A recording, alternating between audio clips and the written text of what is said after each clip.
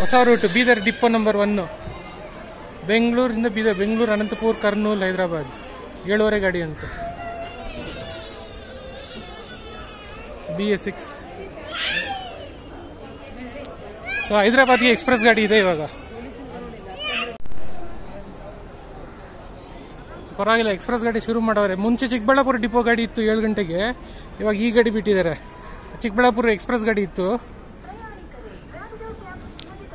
Vijayapura, Talikote, ತಿಂತಣಿ bridge, ಶ್ರೀಸೈಲಂ, Devadurga, Raichur, ಆತ್ಮಕೂರು, Kurnool.